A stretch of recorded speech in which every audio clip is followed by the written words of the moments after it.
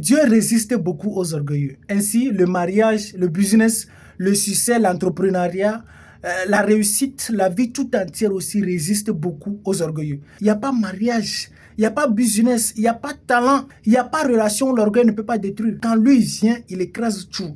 L'orgueil ne connaît pas bonne femme ou bon homme. L'orgueil ne reconnaît pas un bon associé. L'orgueil ne connaît pas un bon talentueux. Lui, là, il écrase seulement. L'orgueilleux, sa définition est simple. C'est quelqu'un qui croit connaître tout. Tout ce que vous ne connaissez pas. Et tout ce que vous allez lui dire, il ne va jamais pratiquer. Et ce que lui va vous dire, vous devez le faire. Sinon, c'est ramba. C'est un problème. Tu ne peux pas vouloir un bon mariage et marcher jusqu'à aller te marier avec un orgueilleux. Jamais. Tu te maries avec un orgueilleux, c'est que tu te maries avec des problèmes, des disputes, des mésententes. Chaque matin, on doit vous appeler pour régler votre problème.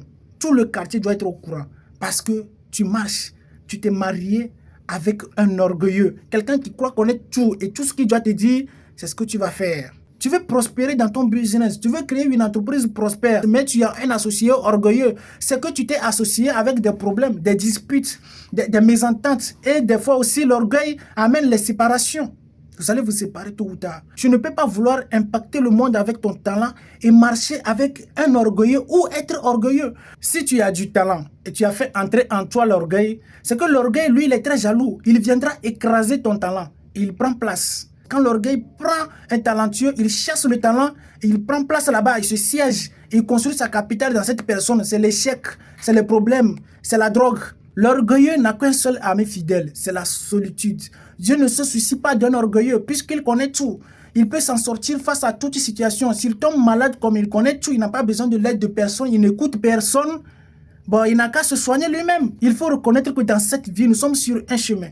Et sur ce chemin, il y a des gens derrière nous.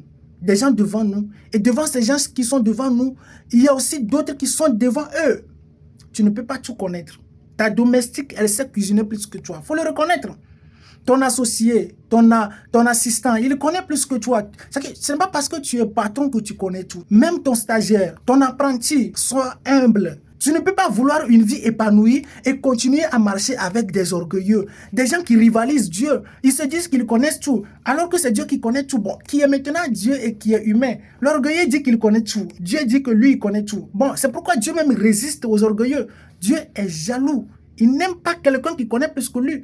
Si Dieu même est capable de résister aux orgueilleux, combien de fois nous devons fuir les orgueilleux? Il faut imaginer.